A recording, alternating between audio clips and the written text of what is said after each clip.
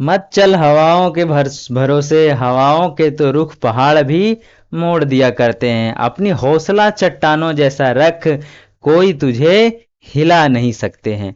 Dear student, मंजिल उन्हीं को मिलती है जिनके सपनों में जान होता है, पंखों से कुछ नहीं होता मेरे दोस्त, हौसलों से उड़ान होती है। तो dear student, welcome back to the channel Angelina classes. और इस वीडियो में हम लोग पढ़ेंगे झारखंड फील्ड वर्कर परीक्षा 2026 के 40 महत्वपूर्ण जीके के प्रश्न।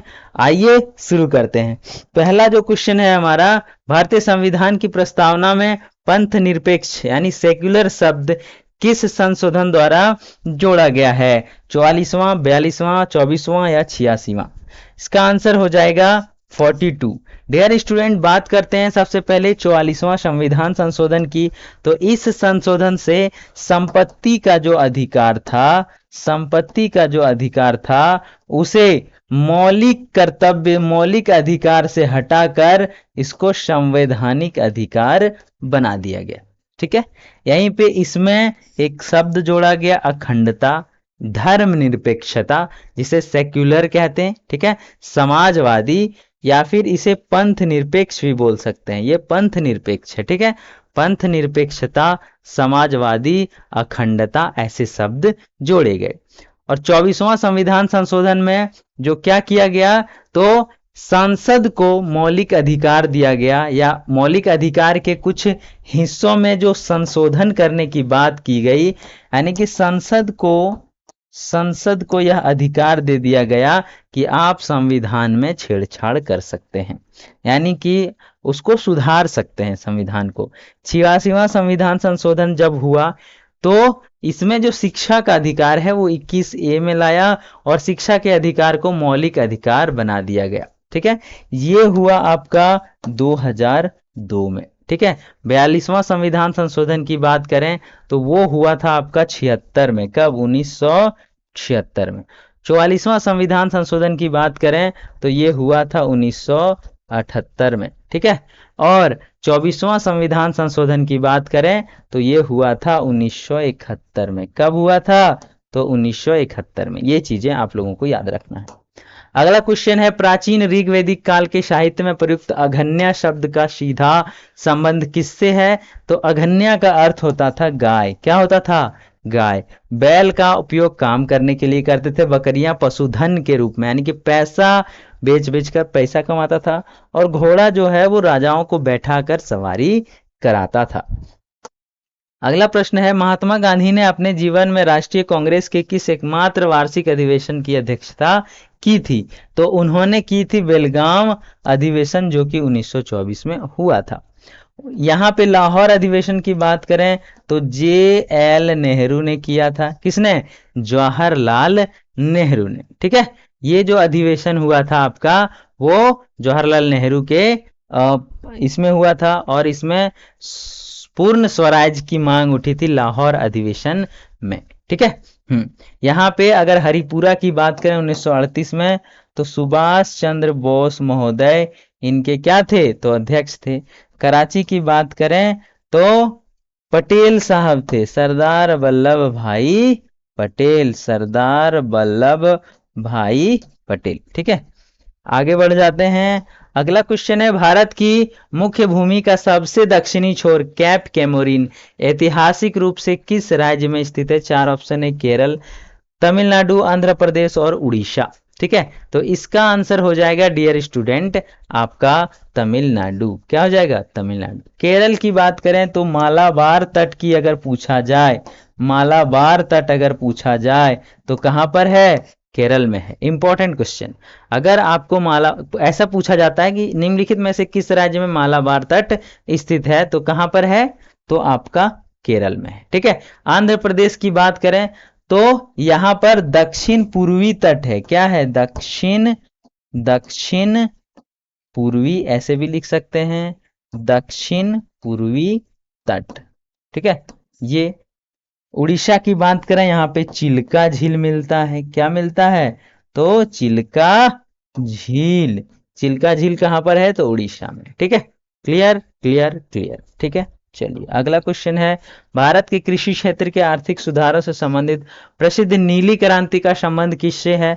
चार ऑप्शन आपके पास है, दूध, उर्वरक, मत्स्य या तिलहन उत्पादन से। ठीक है, तो दूध उत्पादन को सफेद क्रांति कहते हैं, नीली क्रांति नहीं कहते हैं। तो मत्स्य को कहते हैं नीली क्रांति, तो इसका आंसर हो जाएगा मत्स्य। ये हो गया सफेद क्रांति। ठीक है, हाँ सफेद क्रांति, या इसे कहते हैं क्या, तो श्वेत क्रांति। क्या कहते हैं? श्वेत क्रांति, व्हाइट रेवोल्यूशन भी कहते हैं। ठीक है, वर्गीज कुरियन थे इनके। उर्वरक की बात करें तो भूरी क्रांति कहा जाता है। क्या कहा जाता है इसे? भूरी क्रांति। और तिलहन की बात करें तो तिलहन को कहा जाता है पीली क्रांति। क्या कहा जाता है डियर स्टूडेंट? तो पीली क्रांति। ठीक, कोई दिक्कत नहीं। अगला क्वेश्चन है, भारत के राष्ट्रपति को अध्यादेश जारी करने की शक्ति किस अनुच्छेद में मिलती है? चार ऑप्शन आप लोगों के बीच है, कौन सा आंसर हो जाएगा जहां से राष्ट्रपति को अध्यादेश जारी करने की शक्ति प्राप्त है? ठीक है, हाँ, तो राष्ट्रपति को जो अध्यादेश जारी करने की जो शक्ति है वो किसमें है? 356 में। किसमें? 356 में। ठीक है, 123 की बात करें तो जब सत्र चल रहा हो, जब सत्र चल रहा हो तो तब राष्ट्रपति अध्यादेश आदेश जारी करता है 123 में। ठीक है, 213 की बात करें तो 213 में राज्यपाल अध्यादेश जारी करता है। कौन? तो राज्यपाल। वहीं पे अनुच्छेद 360 की बात करें डियर स्टूडेंट, तो फाइनेंशियल इमरजेंसी लगाने का काम, यानी कि वित्तीय आपातकाल लगाने का काम इसमें अनुच्छेद 300, ये वित्तीय आपात। ठीक है, वित्तीय आपात याद रखेंगे आप लोग, किसमें? अनुच्छेद 360 में वर्णित है। अगला प्रश्न है, दिल्ली सल्तनत का वह कौन सा सुल्तान था जिसने कृषि विकास हेतु दीवान ए अमीर कोही की स्थापना की?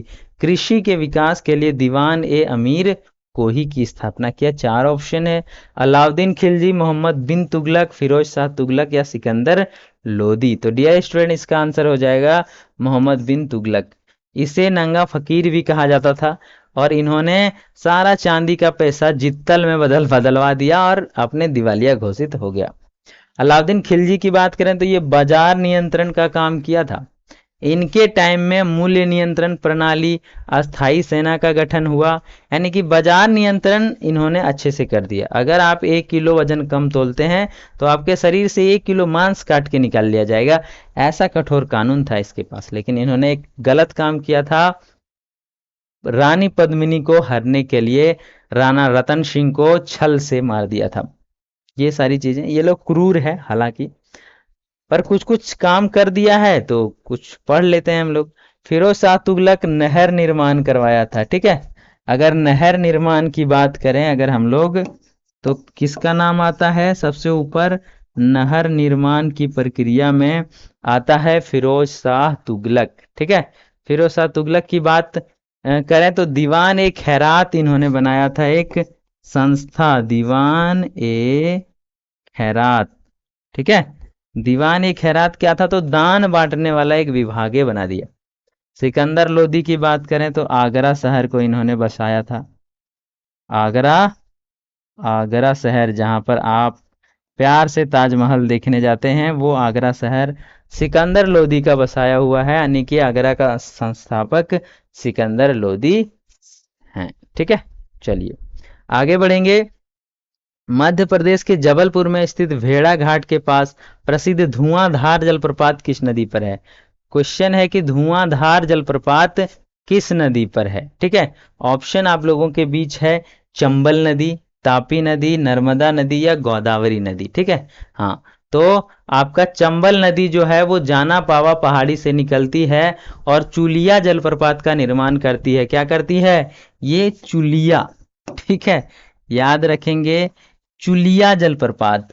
चुलिया मतलब बाल भी होता है। ठीक है, हाँ, चुलिया जलप्रपात। तापी जो है वो क्या? तो मुलताई, क्या? मुलताई जलप्रपात। ठीक है, तापी नदी मुलताई जलप्रपात है जो, या मुलताई से निकलती है और अरब सागर में गिर जाती। सॉरी, ये जलप्रपात नहीं है, मुलताई से निकलती है। ठीक है, हाँ, मुलताई से निकलती है और क्या करती है, ये अरब सागर में मिल जाती है। नर्मदा नदी कहाँ से निकलती है, तो अमरकंटक से निकलती है। कहाँ से, अमरकंटक, ठीक है, अमरकंटक की पहाड़ी से निकलती है, ठीक है, और ये भी अरब सागर में जाकर गिर जाती है। लेकिन जबलपुर के भेड़ा घाट में इसके ही द्वारा धुआंधार जलप्रपात, ठीक है, हाँ, धुआंधार जलप्रपात का क्या होता है, निर्माण किया जाता है। ठीक है डियर स्टूडेंट, गोदावरी नदी की बात करें तो दक्षिण भारत की सबसे लंबी नदी है, जो त्रयंबकेश्वर से निकलती है। कहां से, तो त्रयंबकेश्वर, कहां से निकलती है भाई, त्रयंबकेश्वर से निकलती है, और दक्षिण भारत की सबसे लंबी नदी है गोदावरी नदी। डियर स्टूडेंट, अभी अगला प्रश्न आप लोगों के बीच है, सामान्यतः रासायनिक विज्ञान के अंतर्गत शुष्क बर्फ, जिसे ड्राई आइस कहते हैं, किस ठोस के रूप में, यानी कि किसका ठोस वर्जन है, कार्बन डाइऑक्साइड का, या फिर ऑक्सीजन का, नाइट्रोजन का, या हीलियम का। तो इसका आंसर ही हो जाएगा डियर स्टूडेंट, कार्बन डाइऑक्साइड का। ठीक है, कार्बन डाइऑक्साइड का ही वो शुष्क ठोस कहा जाता है या शुष्क बर्फ कहा जाता है। ऑक्सीजन जानते हैं कितना परसेंट है, 21, ठीक है, नाइट्रोजन 78%, ठीक है, हाँ, हीलियम अक्रिय गैस है, ठीक है, बहुत ही हल्का गैस है, ठीक है, ये कार्बन डाइऑक्साइड 0.004%, ठीक है, पहले 0.003 था, अब 0 पॉइंट कितना हो गया, 4 हो चुका है। ठीक है, आगे बढ़ेंगे और नेक्स्ट क्वेश्चन हो जाएगा, वायुमंडल में मौजूद सुरक्षात्मक ओजोन परत की मोटाई मापने के लिए किस इकाई का प्रयोग किया जाता है, तो ये सबको पता होगा, डॉब्सन का। किसका, डॉब्सन का इस्तेमाल किया जाता है ओजोन की मोटाई नापने के लिए। ठीक है, हाँ, डेसिबल का उपयोग ध्वनि तीव्रता को नापने के लिए किया जाता है। पास्कल जो है वो दबाव दाब को नापने के लिए, प्रेशर का एसआई मात्रक है, प्रेशर का जो एसआई मात्रक है वो क्या है, तो पास्कल है। वहीं पे एम्पियर की बात करें तो विद्युत धारा को नापने के लिए एम्पियर का इस्तेमाल किया जाता है। अगला प्रश्न है डियर स्टूडेंट आपका 11 नंबर, भारतीय संविधान के अनुसार देश के महान्यायवादी अटॉर्नी जनरल की नियुक्ति किस अनुच्छेद के तहत होती है, 72, 76, 148 या 280। डियर स्टूडेंट, अटॉर्नी जनरल की नियुक्ति किसके तहत होती है, आप लोग आंसर करेंगे, थोड़ा सा टाइम आप लोगों को मिलेगा आपसे। तो अनुच्छेद जो 72 है वो क्षमादान देता है राष्ट्रपति को, यानी कि राष्ट्रपति किसी को मृत्यु से भी क्षमादान कर सकता है, ये 72वां अनुच्छेद कहता है। ठीक है, वहीं पे अगर 76वां की बात करें तो ये महान्यायवादी का नियुक्ति वाला है। ठीक है, हाँ, महान्यायवादी की नियुक्ति कौन कराता है, तो यही अनुच्छेद 76। ठीक है, अनुच्छेद 148 की अगर बात करें डियर स्टूडेंट, तो 148 का काम है कैग की नियुक्ति, किसका, सीएजी, कंट्रोलर अटॉर्नी जनरल, या फिर इसको कहते हैं नियंत्रक महालेखा परीक्षक। ठीक है, नियंत्रक महालेखा परीक्षक की नियुक्ति अनुच्छेद 148 के द्वारा होता है। ठीक है, वहीं पे अनुच्छेद 280 के अंतर्गत वित्त आयोग का गठन होता है, किसका, वित्त आयोग का गठन, वित्त आयोग का गठन। ठीक है, वित्त आयोग का गठन अनुच्छेद 280 के अंतर्गत होता है माय डियर फ्रेंड्स। अगला प्रश्न है 12 नंबर में, प्राचीन काल के दार्शनिक सिद्धांतों में प्रसिद्ध अष्टांगिक मार्ग का संबंध किस ऐतिहासिक धर्म से है, अष्टांगिक मार्ग। ठीक है, जैन धर्म, बौद्ध धर्म, सिख धर्म या हिंदू धर्म। ठीक है, तो जैन धर्म की बात करें तो त्रिरत्न, सम्यक दर्शन, सम्यक ज्ञान और सम्यक चरित्र से संबंधित है। ठीक है, बौद्ध धर्म जो है वो महात्मा बुद्ध द्वारा दुखों के निवारण के लिए बताए गए 8 नियम, उसी को 8 मार्ग कहते हैं या अष्टांगिक मार्ग कहते हैं। तो आंसर हो जाएगा बौद्ध धर्म। ठीक है, सिख धर्म की बात आप लोग जानते ही हैं। इनके गुरु नानक देव जी द्वारा स्थापित जो दसम गुरु परंपरा पर आधारित है उसे सिख धर्म कहते हैं। और हिंदू धर्म सनातन धर्म सबको पता है। ठीक है, तो प्रेम से एक बार बोल दीजिए सियावर रामचंद्र की जय। मुगल साम्राज्य की प्रशासनिक और सामाजिक व्यवस्था का निर्माण या वर्णन करने वाले अकबरनामा के रचयिता कौन है? अकबरनामा किसने लिखा है ये आप लोगों को बताना है। अकबरनामा किसने लिखा है? ठीक है, हाँ। अबुल फजल की बात करें तो ये अकबर के नवरत्नों में से एक था। ठीक है, और इन्होंने ही लिखा है अकबरनामा। आईने अकबरी वगैरह वगैरह जो अकबर के बारे में कहानियां लिखी गई है वो अबुल फजल। फैजी जिसको अबुल फजल का भाई कहा जाता है या वो थे, वो अकबर का राज कवि था। जो ये फैजी थे वो अबुल फजल के भाई थे। बीरबल नवरत्नों में से एक था। बीरबल को कौन नहीं जानता?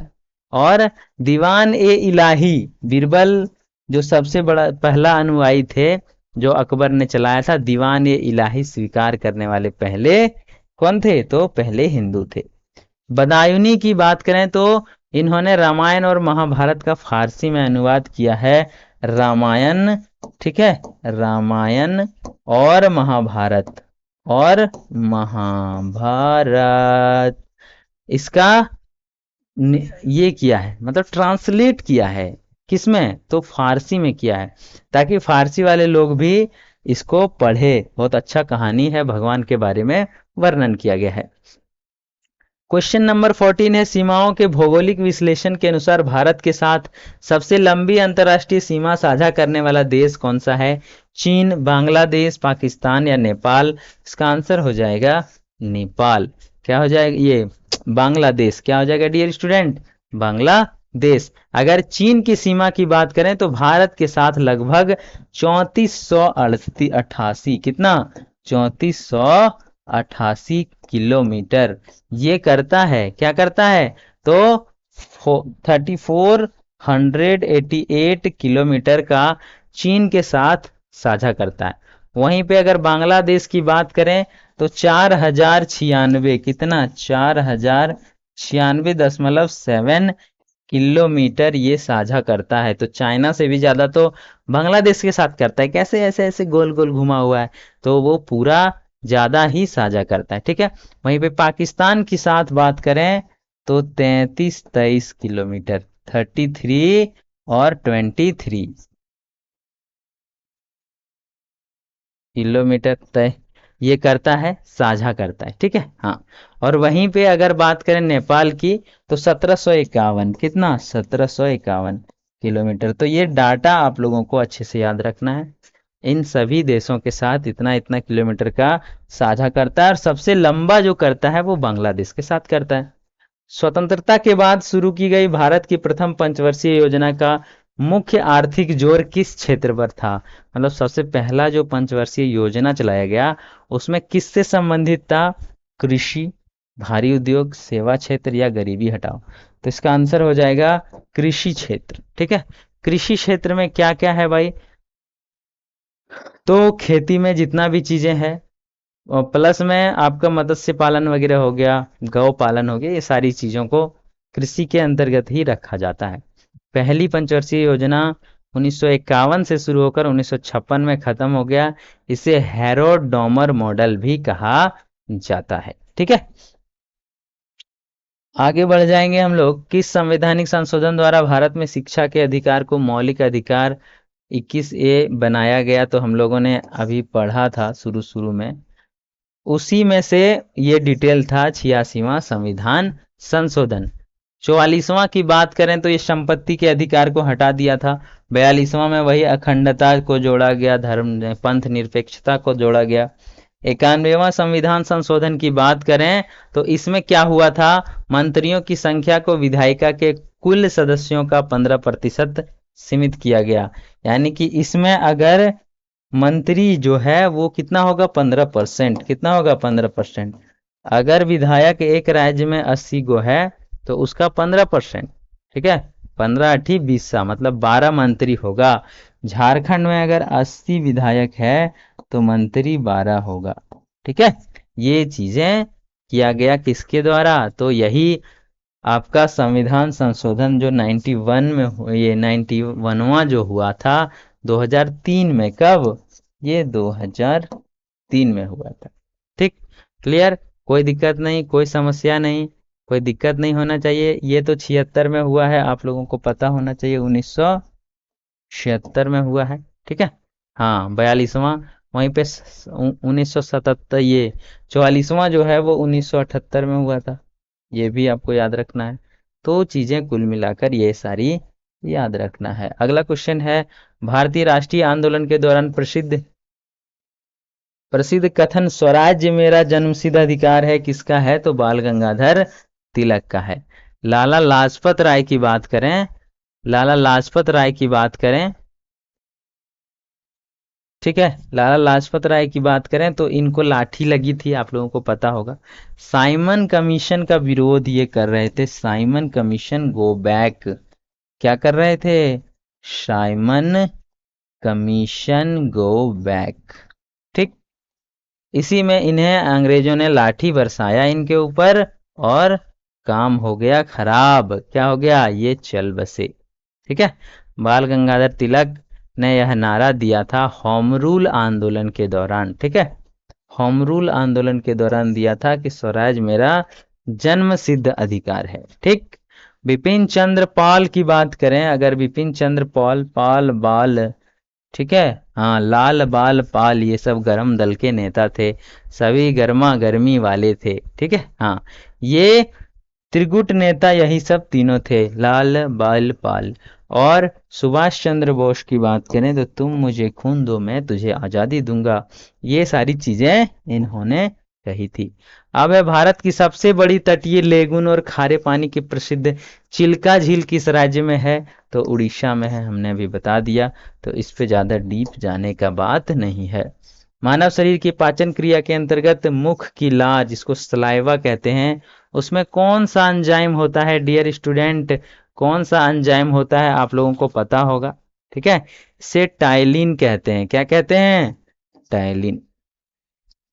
अगर हम लोग पेप्सिन की बात करें तो पेप्सिन क्या है भाई, प्रोटीन को पचाने वाला एक एंजाइम है, जो मुंह से ही स्रावित होता है, ये आमाशय से स्रावित होता है। ठीक है, ट्रिप्सिन की बात करें, अगर ट्रिप्सिन जो है वो छोटी आंत से निकलती है, और ये भी प्रोटीन को पचाता है। ठीक है, और रेनिन की बात करें तो ये भी एक प्रोटीन को पचाता है, जिसका नाम है केसिन, और केसिन जो है वो पाया जाता है दूध में, किसमें, दूध में। तो दूध को पचाने का जो एंजाइम है उसी का नाम है रेनिन, क्या है डियर स्टूडेंट, रेनिन। ठीक है, हम्म तो ट्रिप्सिन निकलता है अमाशय से, सॉरी ट्रिप्सिन जो निकलता है ये निकलता है छोटी आंत से, कहाँ से, तो छोटी आंत से, ये निकलता है अमाशय से।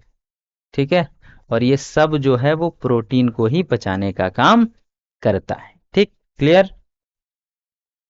हम लोग बढ़ जाएंगे आगे। उत्तराखंड से शुरू हुआ भारत का सुप्रसिद्ध चिपको आंदोलन मूल रूप से किससे संबंधित है, तो वन संरक्षण से संबंधित है। किससे संबंधित है डियर स्टूडेंट, वन संरक्षण से।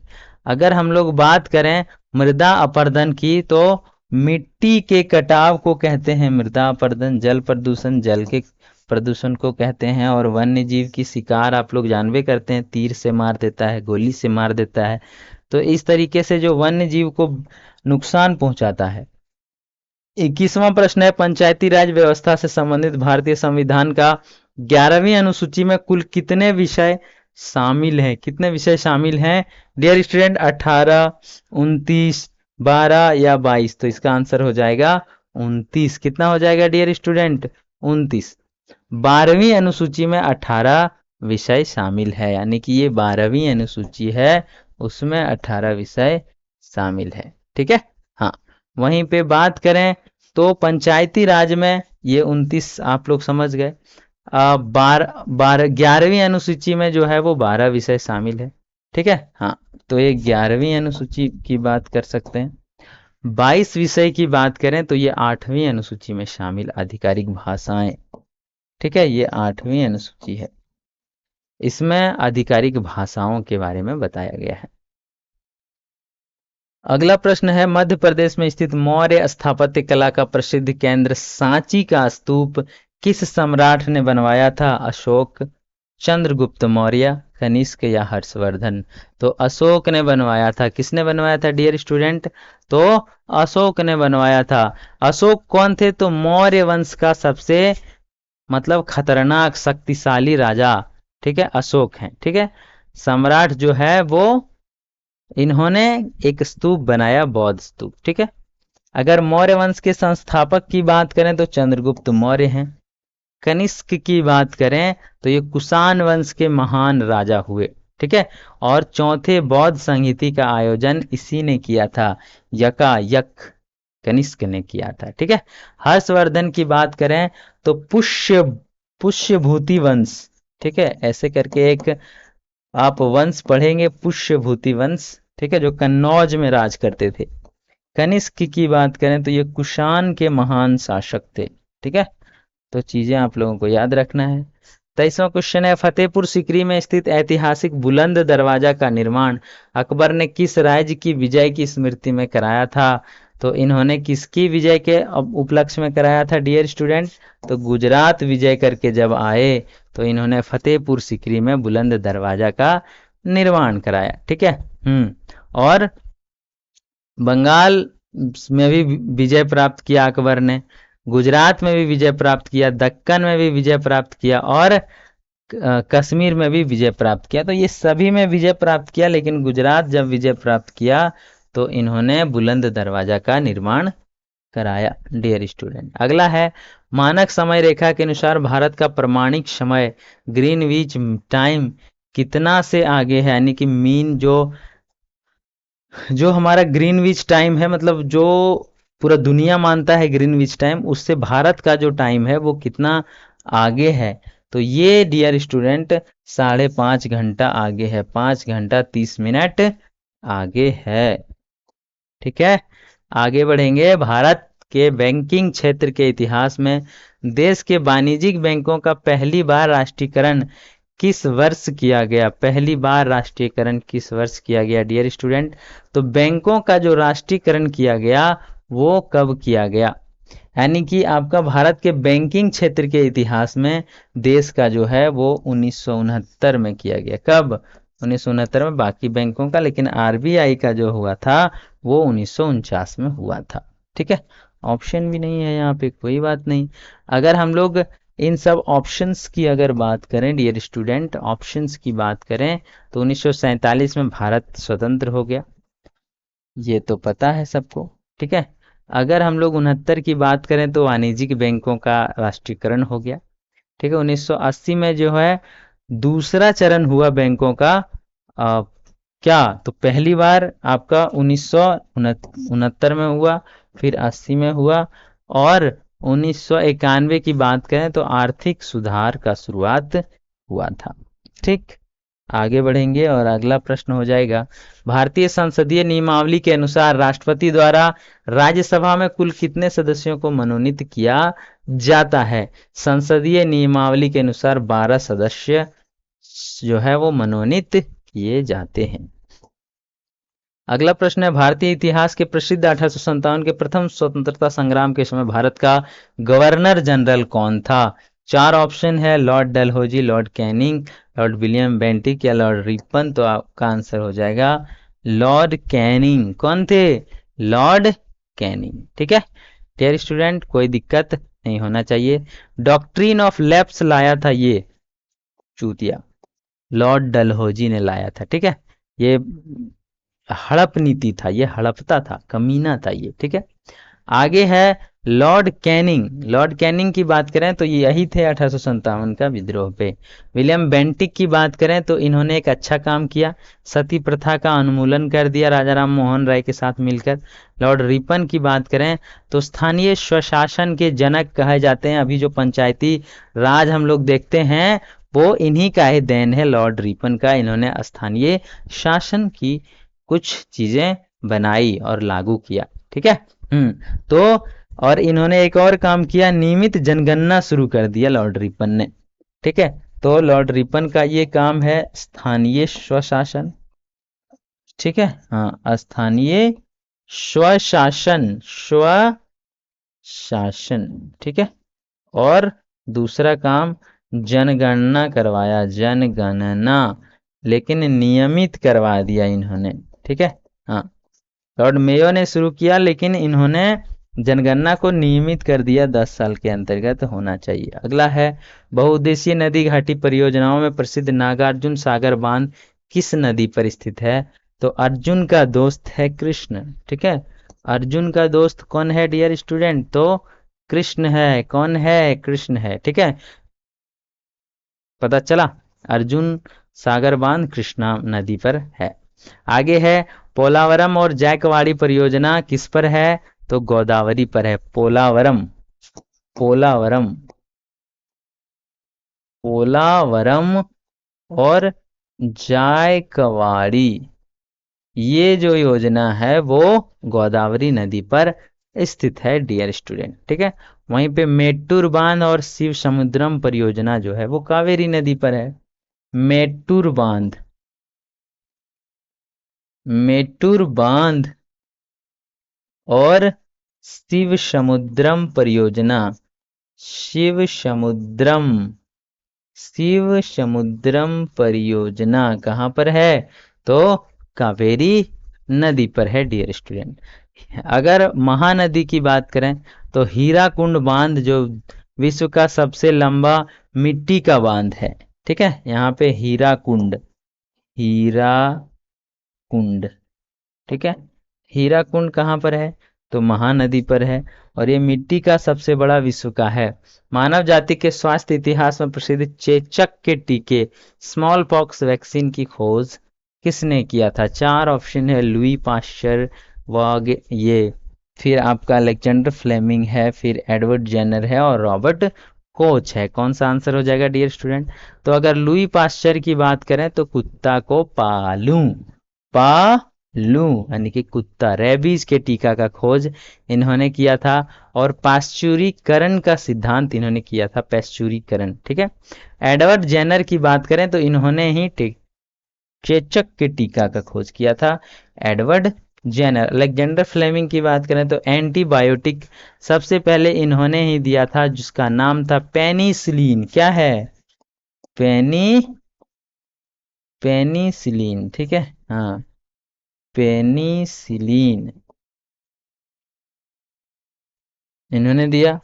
रॉबर्ट कोच, ये भी इंपॉर्टेंट है, इन्होंने टीबी और कॉलेरा, ठीक है, इन्होंने टीबी और हैजा, हैजा को ही इंग्लिश में कॉलेरा कहते हैं, इन दोनों को किस जीवाणु से होता है, उस जीवाणु का खोज इन्होंने किया था। अगला क्वेश्चन है अंतरराष्ट्रीय स्तर पर प्रसिद्ध पर्यावरण संरक्षण संबंधी संधि रामसर कन्वेंशन का संबंध किससे है? वन संरक्षण, ओजोन परत, जैव विविधता या आर्द्र भूमि वेटलैंड से? तो इसका आंसर हो जाएगा डियर स्टूडेंट वेटलैंड से, ठीक है। वेटलैंड से, यानी कि वन संरक्षण रिपोर्ट जो है वो क्या है? तो रेड डाटा की गतिविधियों को बताता है, कौन रेड डाटा में आ रहा है, कौन सा पशु पक्षी विलुप्त हो जा रहा है, ये है आपका वन संरक्षण का। आर्द्रता का तो आप लोग जान गए। ओजोन परत की अगर बात करें तो मॉन्ट्रियल प्रोटोकॉल आप लोग समझते होंगे। Montreal, Montreal protocol, Montreal protocol याद रखेंगे dear student. Montreal protocol ozone की सुरक्षा के लिए बनाया गया है, ठीक है। वहीं पे जैव विविधता क्या है? तो जैविक, ये बायोडायवर्सिटी की बात करते हैं, सीबीटी होता है, ठीक है। तो ये ठीक है। अगला प्रश्न है निर्वाचन आयोग के इतिहास के अनुसार भारत के प्रथम मुख्य निर्वाचन आयुक्त, चीफ इलेक्शन कमीशन कौन थे? तो सुकुमार सेन थे। कौन थे? सुकुमार सेन। ये पहला, भारत का जो पहला जो है वो मुख्य चुनाव आयुक्त हैं, मुख्य चुनाव आयुक्त हैं ये, ठीक है। केवी के सुंदरम भारत के दूसरे चुनाव आयुक्त हैं, ये दूसरे चुनाव आयुक्त हैं। पहला ये, दूसरा ये। ठीक है, इस तरीके से दोनों याद रख लेंगे। नेक्स्ट जो क्वेश्चन हो जाएगा, प्राचीन सनातन संस्कृति में सूर्य देव को समर्पित सुप्रसिद्ध गायत्री मंत्र मूलतः किस वेद से लिया गया है? तो ऋग्वेद से लिया गया है। गायत्री मंत्र यानी कि यहां से आपको ऋग्वेद की बात करें, वेदों की बात करें तो 4 वेद है। ऋग्वेद, आपका यजुर्वेद, सामवेद, अथर्ववेद, ये सभी चीजें। तो सामवेद में क्या है? संगीत और गायन है। क्या है? संगीत और गायन की चीजें आपको सामवेद में देखने को मिलेंगे। वहीं पे ऋग्वेद की बात करें तो यहाँ पे मंत्र, ऋचाएं यहाँ पे मिलेगी। और ऋग्वेद के तीसरे मंडल में क्या चीज है? तो गायत्री मंत्र है। ऋग्वेद के कहाँ पे? तो तीसरा मंडल, थर्ड। ठीक है, तीसरे मंडल में। ठीक है, ये विश्वामित्र द्वारा रचित है गायत्री मंत्र, जो ओम भूर्भुवः स्वः हम लोग करते हैं या लोग जो जाप करते हैं। अगला है आयुर्वेद की बात करें तो आयुर्वेद किससे संबंधित है? तो यज्ञ से, कर्म कांड से, अनुष्ठान से। ठीक है, तो मेन इसका जो यज्ञ है ये है। कर्म कांड की भी बात करें तो आयुर्वेद से संबंधित है। वहीं पे अगर जादू टोना भूत पिशाच की बात करें तो अथर्ववेद में आ गया था जादू टोना। जादू टोना, जादू टोना इसमें था। ठीक है, अगला प्रश्न है, मुगलों के प्रारंभिक विस्तार के तहत इतिहास प्रसिद्ध है, यानी कि इतिहास का प्रसिद्ध पानीपत का द्वितीय युद्ध जो 1556 में हुआ था, किनके मध्य लड़ा गया था? तो अकबर और हेमू के बीच लड़ा गया था। ठीक है, हाँ, अकबर और हेमू दोनों ही विशालतम सेना के साथ था, लेकिन अकबर के साथ ये जो बैरम खान थे उन्होंने ही खेला पलट दिया। ठीक है, अगर बाबर और इब्राहिम लोदी की बात करें तो पानीपत का प्रथम युद्ध हुआ था। पानीपत का प्रथम युद्ध हुआ था बाबर और इब्राहिम लोदी के बीच। द्वितीय जो है वो हो गया हेमू और अकबर के बीच। और मराठा और अब्दाली के बीच जो है वो पानीपत का तीसरा युद्ध हुआ था। ठीक है, तो थर्ड यानी कि तृतीय विश्व युद्ध, जो ये तृतीय पानीपत का तृतीय युद्ध जो हुआ था मराठा और अहमद शाह अब्दाली के बीच हुआ था। वहीं पे चौसा का युद्ध हुआ था।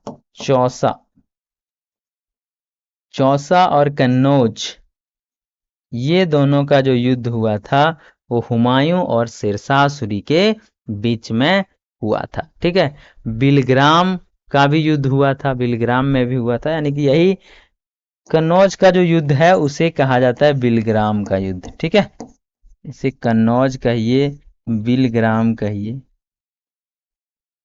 ये सभी। ठीक, क्लियर। अगला प्रश्न है, भारतीय प्रायद्वीपीय क्षेत्र में स्थित देश का एकमात्र सक्रिय ज्वालामुखी बैरन द्वीप कहाँ पे स्थित है? तो बैरन द्वीप अंडमान और निकोबार में स्थित है। अगला प्रश्न है, योजना आयोग के स्थान पर भारत सरकार द्वारा प्रसिद्ध थिंक टैंक नीति आयोग का गठन किया गया है, वो किस वर्ष किया गया? नीति आयोग 2015 में लागू हुआ। ठीक है, लोकसभा की आंतरिक कार्यवाही के तहत लोकसभा अध्यक्ष अपना त्यागपत्र किसे सौंपते हैं? तो लोकसभा के उपाध्यक्ष को सौंपते हैं।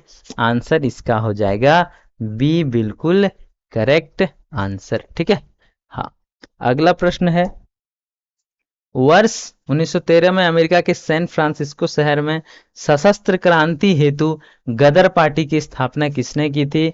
तो आपका 4 ऑप्शन है, लाला हरदयाल आपका बिल्कुल करेक्ट आंसर हो जाएगा।